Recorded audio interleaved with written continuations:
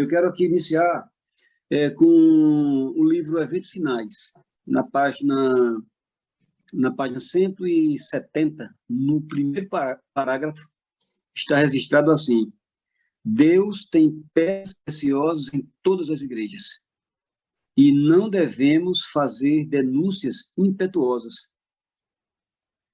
do professo mundo religioso. O Senhor tem seus representantes em todas as igrejas, né? Então, esse pensamento inspirado, ele é muito forte, ele, de alguma maneira, ele canaliza assim, o grupo de pessoas a quem será destinado o autoclamor.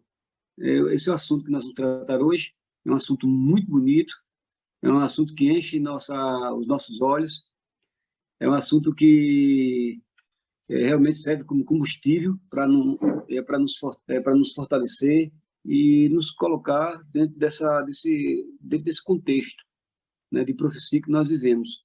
E eu quero ler um outro texto para fundamentar a ideia, para que grupo, né, vai ser direcionado o autoclamor. Aí está aqui no livro de João, capítulo 10, essas palavras foram ditas, ou melhor, foram proferidas por Jesus. No capítulo 10, o verso 16, aqui está falando sobre Jesus, o bom pastor. Ele faz a diferença, né, de que o bom pastor veio para servir, para conduzir.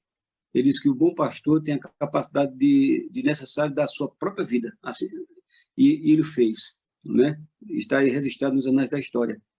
No verso 16, ele diz assim: ainda tenho outras ovelhas que não são desse aprisco. A mim me convém agregá-las também.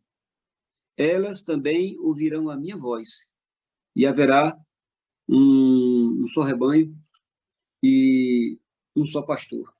Então, dentro dessa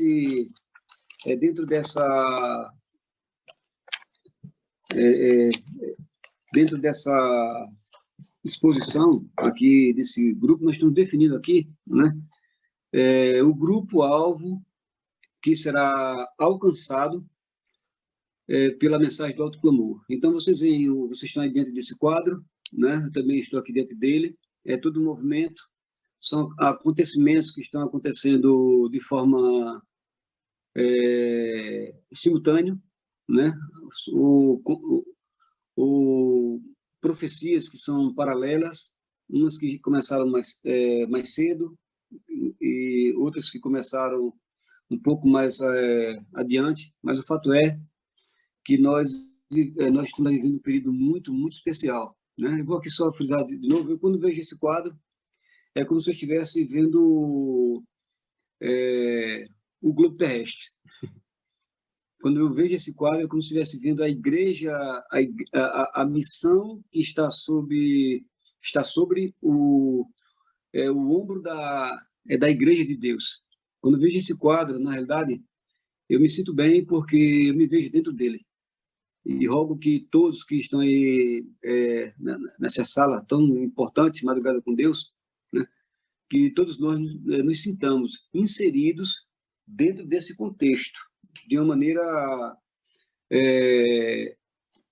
sem maquiagem, né? Ou não faz de conta.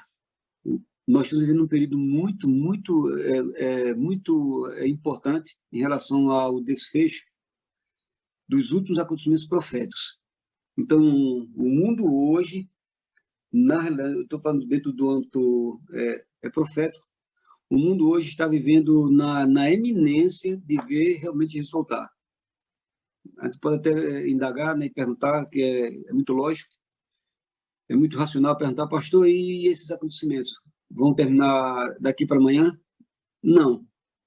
Mas uma coisa eu posso lhes garantir, que nós estamos muito, muito, muito perto de ver Jesus voltar, né?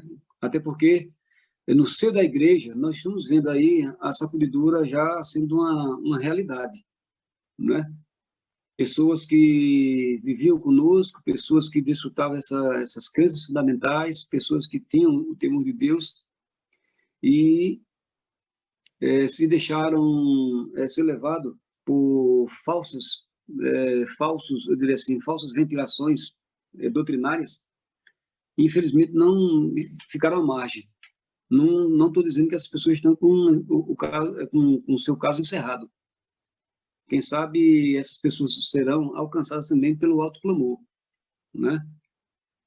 Porque tudo acontecerá no tempo de Deus. Nós estamos caminhando para um período de grandes definições, né? De grandes definições, porque haverá, na realidade, apenas dois tipos de discurso: aquele que prega a verdade e aquele que prega a mentira.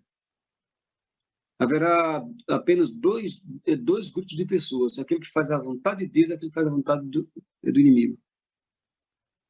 Então, meus amados, esse assunto não digo que é delicado, mas é um assunto que a gente precisa compreender bem, né, para que, estando diante de nossos olhos, todo o desenrolar profético, nós não percamos o fio da meada. Nós precisamos estar aí dentro dele, em nome de Jesus. Tá? Só aqui dando uma breve pincelada para a gente poder contextualizar aqui a questão do alto clamor. Então, o juízo pré-advento começou aí em 1844, como resultado das 2.300 tardes e manhãs, né? Então, é o período em que Jesus passou do santo para o santíssimo. Ele está nos céus, né, como nosso advogado, mas também como como sumo sacerdote. E o fato é que os nomes estão sendo passados, né?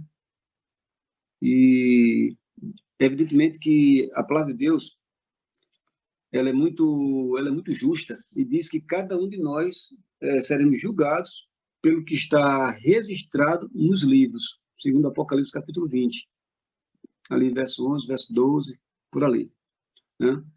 E Jesus diz lá no capítulo 22 de Apocalipse, verso 12: eis que venho sem demora, e comigo trago o meu galardão para dar a cada um segundo as suas boas obras. Então, assim, dentro desse contexto que nós estamos vivendo, dentro desses acontecimentos, desse aparato profético, nós percebemos que há um elemento que é essencial, que se chama consagração, unção, né? E nós precisamos realmente buscar, fazer a nossa parte, entende? Deixar que o Espírito Santo nos tome. Nós precisamos realmente, para a gente manter um nível de uma boa espiritualidade, é necessário que o Espírito Santo habite ininterruptamente na nossa vida. Para que o Espírito Santo, quando nos depararmos, né, com o Espírito Santo, ele olhe para a gente e diz: você está apto para receber o auxílio de Deus, né? Eu vou selar você com muito prazer, porque você é uma mulher de Deus, porque você é um homem de Deus. Entende, meus amados? E para isso acontecer, nós temos que abrir mão de muita coisa. E não é pouca, não. Diga-se de passagem. Nós temos que nos desprender de muita coisa. Nós precisamos realmente voltar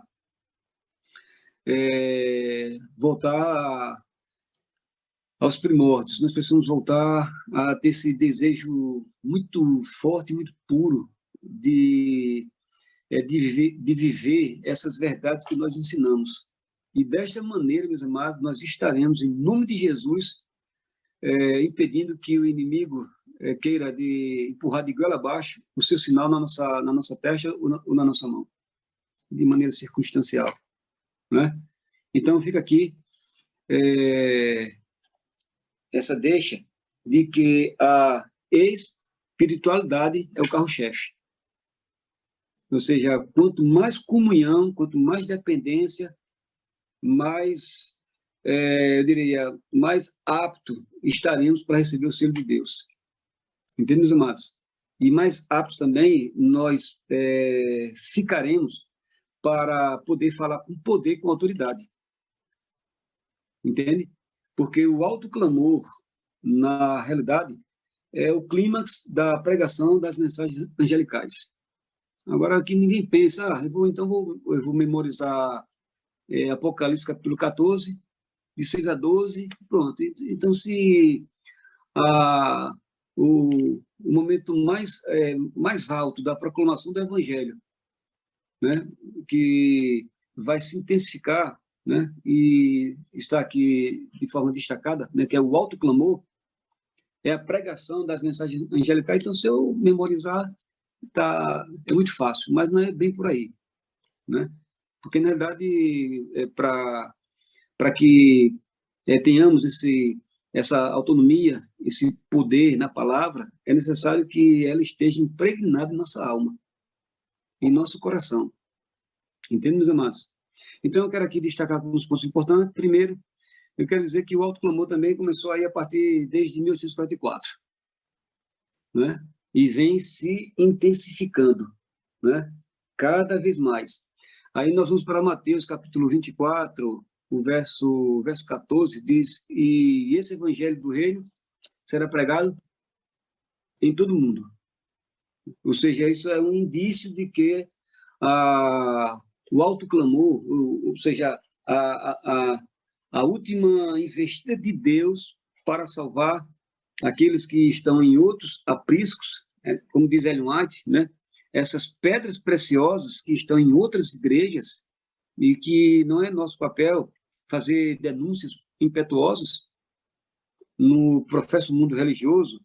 Então, nós temos que ter um cuidado especial para separar pessoas e pecados, pessoas e ensinamentos equivocados, que é para não enxotar tudo, entende? Então, nós temos que ter realmente esse cuidado, porque nós estamos lidando com o que Deus tem de mais precioso na Terra, que é o ser humano.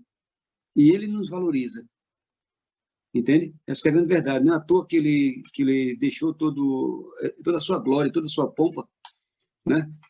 Para vir viver aqui entre nós por 33 anos e meio, numa vida simples, mas uma vida que nos serve hoje como referência, como exemplo. Entende, amados? Então, primeira questão é: de onde vem essa expressão autoclamor? De onde vem essa expressão autoclamor? Então, a Bíblia está recheada de textos, né, que faz menção a ideias, propriamente dito, que chegamos a essa expressão, o autoclamor. Poderíamos aqui mencionar Apocalipse, aqui, capítulo 18, vou aqui ler de forma bem rápida, capítulo 18, o verso 2, de maneira muito especial, de maneira mais específica.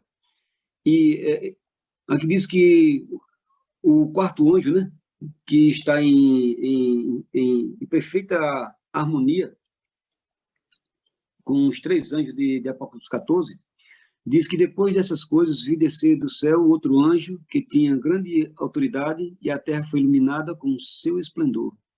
Aí vem aqui o verso 2. E ele clamou com poderosa voz. A gente vem aqui para Apocalipse, capítulo 14. Aqui o verso 1 diz assim: vi outro anjo voando pelo meio do céu, tendo um evangelho eterno para proclamar aos que habitam sobre a terra e toda a nação. Esse evangelho eterno, quem de fato hoje tem posse desse evangelho somos nós, cristãos, adventistas, né? E aqui diz no verso 7, dizendo com grande voz. A gente vai para Mateus capítulo 25, o verso 6, ele está falando a parábola das virgens, né? Das que estavam preparadas e das que não estavam. E ali no verso 6 diz que à meia-noite se ouviu um grito. Aí vem o noivo sair ao seu encontro. Então, dentro dessas referências bíblicas, nós vimos aí o Evangelho, ou situações em que a proclamação é feita com muita força, com muita garra, com gritos, se necessário. Então, essa expressão, o autoclamor, na realidade, está enfatizando que a pregação não deve ser feita de maneira tímida. Entende? Às vezes, minhas meninas, quando eram menores, né? Assim, ainda em suas tenras idades, levando em conta que nós tínhamos 5, então, muitas vezes, elas falavam de um jeito que a minha esposa dizia: ei, fala para fora. Elas falavam assim, de maneira tão tímida, de uma maneira que a gente não compreendia, que minha esposa dizia: ei, princesa, fala para fora, para a gente entender, né? Então, aqui está dizendo, na verdade, é uma ênfase para dizer que o autoclamor não será uma mensagem para ser pregada com timidez. Entende, meus irmãos? Até porque o autoclamor, na realidade, o povo de Deus que vai ser selado, que vai receber o Espírito Santo é que vai fazer essa obra. E a Bíblia faz menção de que os discípulos estavam reunidos e todos passaram a ser cheios em oração, estavam em oração em determinado lugar, e diz que todos passaram a ser cheios do Espírito Santo. E diz que eles saíram de maneira intrépida, né? Com fogosos, com força, com determinação para pregar o Evangelho. Então, essa experiência que aconteceu lá no Pentecostes, ela se repetirá em nossos dias, nesses dias futuros.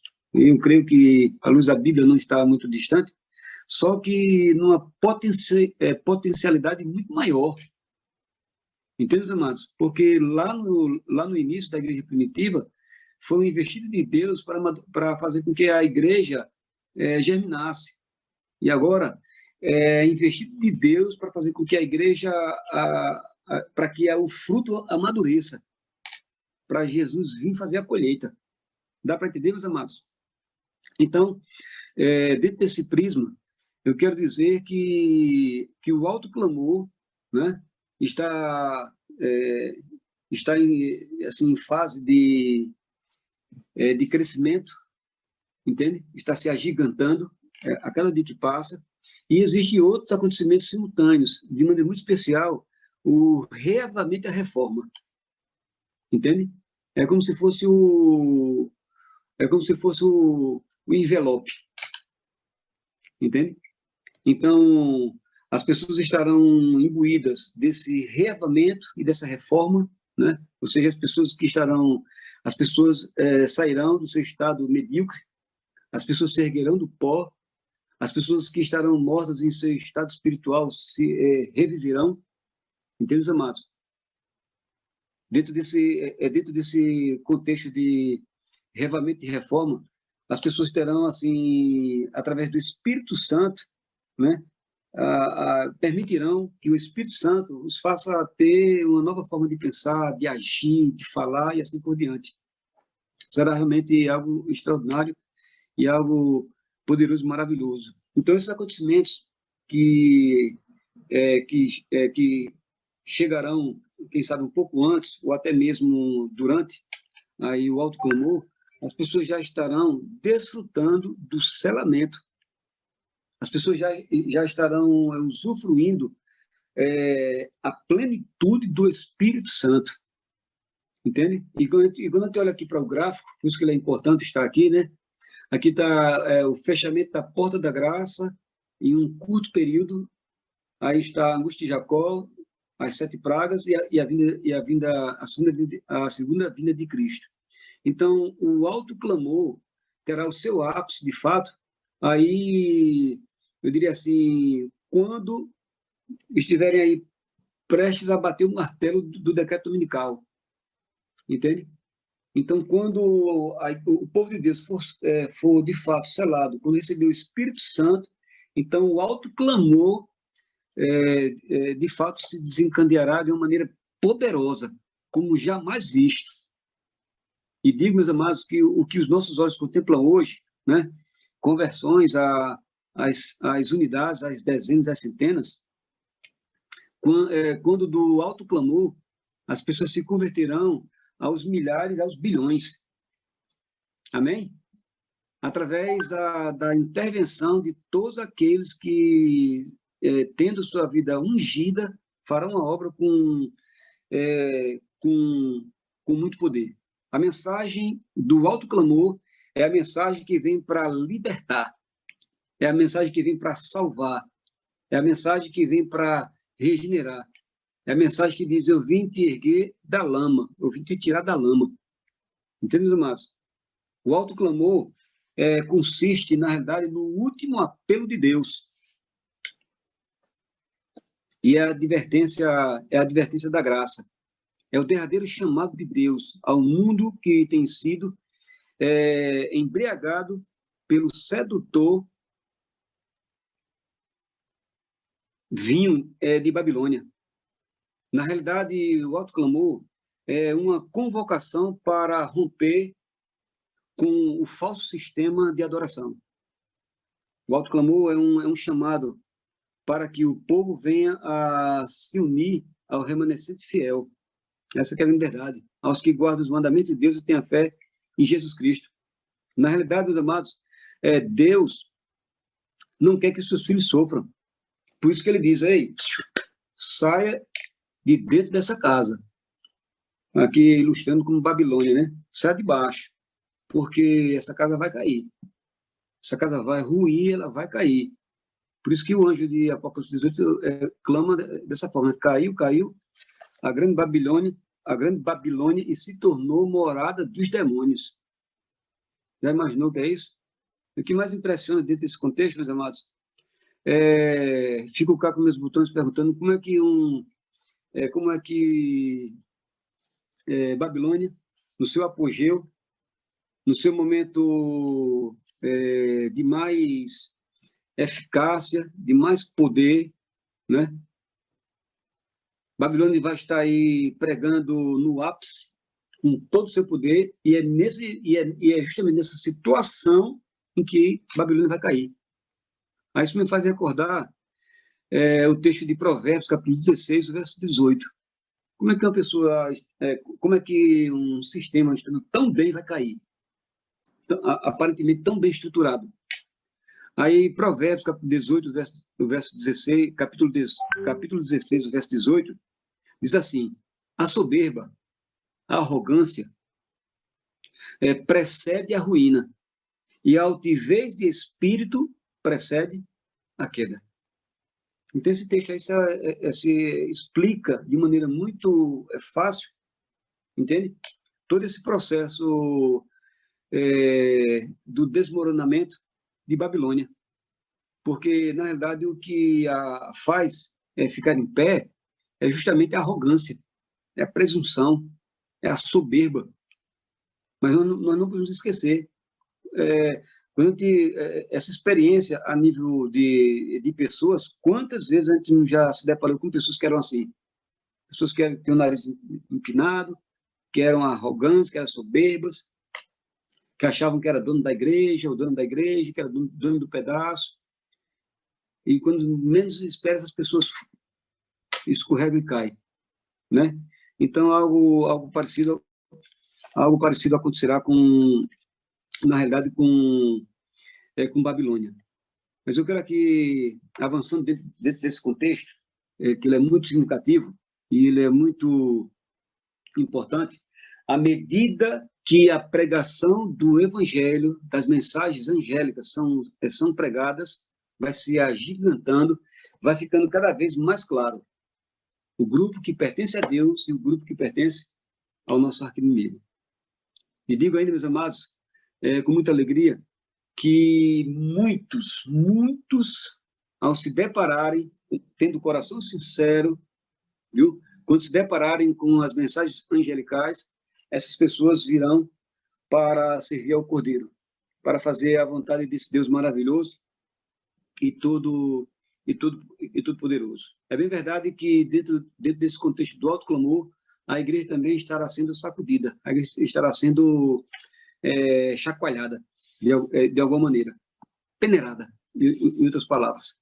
E aqueles que estiverem com a sua vida consagrada, aqueles que estiverem com a sua vida no altar, aqueles que estiverem tomando tempo, né?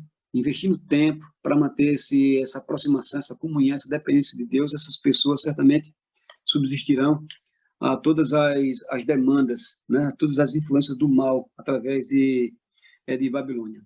Eu quero aqui agora ir para um outro aspecto, sobre o conteúdo da pregação do alto clamor. O conteúdo. Então, que mensagem a igreja prega hoje, mas que dará ênfase com muito mais força, com muito mais poder no fim do tempo. Entende? Então, aí eu quero analisar de maneira bem rápida as 3 mensagens. A primeira mensagem angélica está aí, quem tiver a Bíblia pode acompanhar, em Apocalipse, capítulo 14, o verso 6 e o verso 7. Vi outro anjo voando pelo meio do céu, tendo um evangelho eterno para proclamar aos que habitam sobre a terra e a toda nação, tribo e língua. Então, o alto clamor será uma pregação universal. Né? A gente não pode esquecer de Mateus capítulo 24, verso 14. E esse evangelho do reino será pregado em todo mundo, na realidade. Né? E aqui diz no verso 7, a palavra em destaque, dizendo com grande voz, ou seja, dizendo com alto clamor, temei a Deus e dá-lhe glória, pois é chegada a hora do seu juízo. E adorai aquele que fez o céu, a terra, o mar e as frutas águas. Então, são 2 aspectos, são dentro da primeira mensagem, 2 pontos altos. Primeiro, temei a Deus. Entende?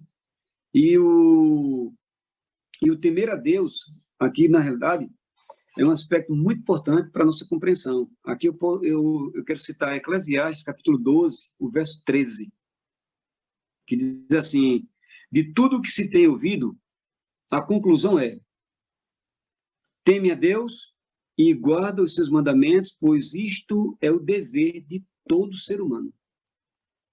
Então, quando esse anjo que voa no meio do céu, entende? Aqui está dizendo que esse anjo ele consegue ver todo o panorama, tudo está acontecendo, entende? Então, aqui está dizendo que quando o temer a Deus, é como se nós dizemos assim, temer a Deus é fazer a vontade dele. Temer a Deus é guardar os mandamentos. Entende? Por isso que as mensagens angelicais estão atreladas de uma maneira muito acirrada com os mandamentos, em especial com o sábado. Por isso que o sábado, né, é um selo de Deus e a cola é o Espírito Santo. Ou seja, não existe selo de Deus sem o Espírito Santo. Entende? O sábado é realmente o elemento que Deus usou para identificar seus filhos. Né? Parte da minha vida foi cuidando de gado, né? Então, quantas vezes eu fui ajudar meu pai? Ele tinha lá um ferro, né? Aí tinha lá o nome SSS, o CS. Ele colocava no fogo e chegava depois e encostava lá na traseira do gado, a fumaça cobria, o bicho berrava, e aí ficava lá a marca. Né? Entende? O processo que Deus está reservando para mim e para você não é indolor, viu? Na realidade. É uma questão de... É um processo de consciência, de aceitação, de forma voluntária, entende? Então, é um processo lindo, maravilhoso, porque Deus diz, olha, você não precisa passar por um processo cruel. Por esse processo, quem passou fui eu. Né? Jesus diz para a gente. Então, quando a palavra de Deus fala sobre temer a Deus, aí eu tenho aqui Provérbios também, capítulo 1, verso 7, diz que o temor do Senhor é o princípio do conhecimento. A gente vai para Provérbios 9, verso 10, diz assim que o temor do Senhor é o princípio da sabedoria e o conhecimento do santo é prudência. Então, o temer a Deus é dizer assim, Deus, eu aceito a Ti e os mandamentos. Entende? É a marca distintiva. Por isso que vai haver, de fato, já existe nesse clima pesado, espiritualmente falando, porque na realidade é a contrafação contra a verdade. Ou seja, Deus instituiu o sábado e as pessoas, por N razões, instituiu o domingo. Entende? Para não dizer que foi de forma tão clara que foi inimigo, porque o inimigo tem suas contrafações. Deus diz que diz para Eva, não coma, Satanás disse, você come. E assim tem várias coisas, e nós precisamos ter um cuidado muito, muito especial em relação a essa questão. E o segundo ponto da primeira mensagem é adorai aquele que fez o céu, a terra, o mar e as frutas das águas. Então, esse verso, aí o verso 7, está intrinsecamente coligado com Êxodo, capítulo 20, verso 11. Não tem como desligar. Entende, meus queridos? Então, vai ser realmente uma situação muito, muito, muito delicada. Eu até, em algumas situações, quando alguém vem fazer alguma consulta e perguntar em relação ao sábado, eu digo, meu irmão, minha irmã, o ideal hoje é você ter um emprego que não dependa de uma carteira assinada e você ser empregado de outros. Entende? Porque mais cedo ou mais tarde as pessoas correrão o risco justamente de ceder pela imposição. Ou seja, a marca da besta vai ser na mão, que é símbolo de trabalho. Nós sabemos disso. Entende? Pode ter outros aspectos, mas esse é o principal. Então, há muita gente sincera que estão aí em outros apriscos, mas que no tempo de Deus, no momento, no ápice do alto clamor, essas pessoas abrirão as suas mentes e os seus corações e aceitarão essas verdades. Isso será realmente maravilhoso e extraordinário para a honra e para a glória desse Deus maravilhoso. A segunda mensagem está aqui no verso 9, ou melhor, no verso 8. Um segundo anjo o seguiu, dizendo, caiu a grande Babilônia, que a todas as nações deu a beber do vinho da ira e da sua prostituição. Esse é um assunto delicado para se falar, né? A gente fala com ética, mas nós não podemos deixar de falar. Mas aqui é um assunto muito importante, porque aqui diz que Babilônia deu a beber do vinho da ira e da sua prostituição. Aí nós vemos em outros contextos, dentro do Apocalipse, Babilônia, a mãe das meretrizes. Ou seja, Babilônia, a mãe das prostitutas. E está relacionado com esse vinho. Entende? É tanto que quando a gente vai lá para Apocalipse capítulo 19, ali fala também da sede de Deus. Ali fala que as aves de rapina estão sendo convidadas para comer todo tipo de carne. Mas de pessoas que foram, infelizmente, que foram envolvidas, pessoas que perderam a sua sanidade mental por causa do vinho da prostituição de Babilônia. Então, é uma mensagem realmente muito forte, quando diz que caiu a grande Babilônia, porque a mentira não tem como se sustentar por muito tempo. Mas cedo ou mais tarde, nós sabemos que a mentira tem perna curta, na realidade. Entende? Então, esse verso 8 ele é muito, muito importante a gente compreendê-lo, porque aqui está falando de Bíblia, aqui está falando de ensinamento. Aqui, quando diz que Babilônia deu do vinho da sua prostituição, entende? Na verdade, assim, ela deu às outras religiões ensinamentos falsos. Né? Infelizmente, mas essa é a dura verdade. Mas ainda bem que nós estamos falando do alto clamor. O alto clamor é a última investida, é a última forma, ou a última maneira que Deus vai usar através do seu amor para conquistar aquelas ovelhas que estão ainda em outros apriscos, né? E agora a gente vem aqui para para a terceira mensagem, né? A gente vem aqui para a terceira mensagem,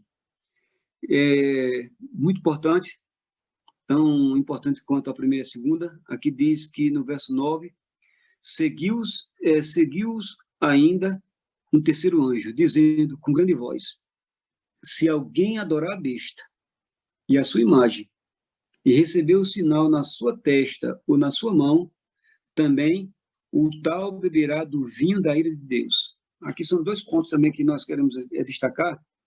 O primeiro é a advertência. Se alguém adorar, que não é uma ameaça, é uma advertência. É dizendo, olha, se alguém adorar a besta e a sua imagem, e receber o sinal na sua testa ou na mão, aí vem agora, em seguida, Deus dizendo, o profeta falando que essas pessoas se depararão com a ira de Deus. Ai, e como é que pode? E Deus não é amor? Né? Essa não é a compreensão? Não é assim que a Bíblia define Deus? Mas nós não podemos esquecer que Deus aplicará sua justiça com rigor. Essa é a grande verdade. Entende, meus amados? Porque quando, olhando aí esse quadro profético, aí nós observamos o fechamento da porta da graça. Ou seja, o fechamento da porta da graça, quando isso acontecer, é quando a última pessoa dentro do alto clamor se converter. Ou seja, quando a última pessoa que tiver com o seu coração apto para abraçar essas verdades, entende? Então, o fechamento da porta da graça é dizer que não encerrou o papel intercessório de Cristo, entende? Então, a nova etapa será justamente a angústia de Jacó, né? As 7 últimas pragas, e então virá o quê? A vinda de Cristo. E dentro desse contexto aqui, espero não estar equivocado, mas no capítulo 18, o verso 8 de Apocalipse está registrado assim: portanto, no mesmo dia virão as suas pragas, a morte e o pranto, e a fome será queimada no fogo, pois o forte é o Senhor Deus que o julga. Então, dá a entender, meus amados, que num período muito curto, menos de um ano, do fechamento da porta da graça até a vinda de Jesus, né? Mas isso aqui é bíblico, não tem como negar. Nós estamos aqui mencionando os textos bíblicos, dando respaldo, porque um dia profético é um ano. Entende? Porque Deus disse lá para Israel: há 40 dias eu te dei como 40 anos lá no deserto. Então, dentro do contexto profético, os 7 últimos flagelos, ou as 7 últimas pragas, né? E essa angústia de Jacó, como nunca houve antes, a gente não pode, será suportável, até porque nesse período quem haverá de atender o povo de Deus, os servos de Deus, são os anjos. Porque nós não teremos nenhuma, a mínima chance, em virtude, porque a perseguição, se olhar pelo o quadro profético, a perseguição continuará.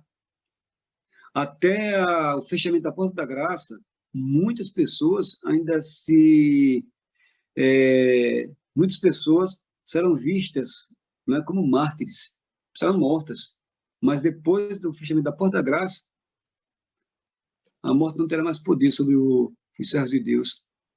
Amém? Até que venha Jesus para nos restaurar por completo. Então é o seguinte, meus amados, indo para o ponto final, os pontos finais aqui na terceira mensagem angélica, é que Deus está dizendo: meus amados, eu amo você, eu tenho interesse em você, eu quero ver você no céu, Isso está registrado aqui, olha. Está registrado aqui, em Apocalipse capítulo 21, o verso 3. E ouvi uma grande voz vinda do trono que dizia: agora o tabernáculo de Deus está com os homens. Deus habitará com eles, e eles serão seu povo, e o próprio Deus estará com eles, e será o seu Deus. Então, Deus diz assim, no alto clamor: olha, eu quero vocês para mim.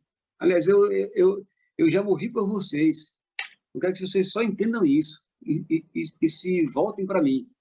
Entende, meus amados? Então, o alto clamor, na realidade, é isso. Por isso que ele diz, através do profeta: se alguém adorar a besta, está dizendo: olha, não vou poder fazer nada com vocês. Se vocês receberem a marca da besta, eu não vou poder fazer nada por vocês. Pelo contrário, eu vou ter que aplicar a minha justiça. Entende, meus amados? Mas eu quero ler aqui Apocalipse, e finalizando, eu quero ler Apocalipse capítulo 14, verso 12. Está registrado assim, dentro do alto clamor, né? Aqui está a perseverança dos santos.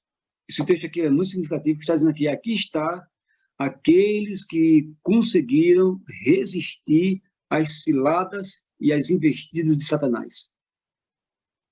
Viu? Aqui é a declaração de vitória daqueles que perseverarem até o fim. Aqui está a perseverança dos santos, daqueles que guardam o mandamento de Deus e têm a fé em Jesus. Então, a Bíblia é muito clara, nós não temos como fugir dessa realidade. O quadro profético que nós aqui contemplamos dentro da vida real, nós temos que permanecer focados para não ficar alienados, entende, amados? Porque muitos não, mas para pessoas dentro da igreja, os acontecimentos proféticos acontecerão e elas não perceberão, longe de nós. E digo ainda que hoje, eu e você temos a oportunidade de ensaiar o alto clamor de uma maneira preliminar, com pequenos evangelismos, pequenas classes bíblicas, o evangelismo da amizade, tete a tete, com uma pessoa, duas ou três, entende? Uma dupla missionária. Então, meus amados, isso aí são, na realidade, primícias, assim, são princípios que Deus nos dá, entende? Para poder desenvolver essa percepção do macro. Ou seja, logo, logo nós vamos poder participar de maneira poderosa, como nunca antes, do alto clamor em seu ápice. Então, que o meu desejo e que a palavra de Deus possa realmente tornar isso uma realidade na nossa vida. Que nós possamos estar inseridos dentro dos que vão se tornar proclamadores das mensagens angélicas. Mas você está aí dentro do seu campo de ação. Entende? O seu campo missionário é onde está a sua igreja. O seu campo missionário é onde está a sua casa. O seu campo missionário é o vizinho que está aí do outro lado da calçada. Então, na realidade, toda regra tem exceção, mas eu entendo que 99% das pessoas que participarão do alto clamor são pessoas que estarão vivendo, evidentemente, uma experiência mínima da proclamação do Evangelho.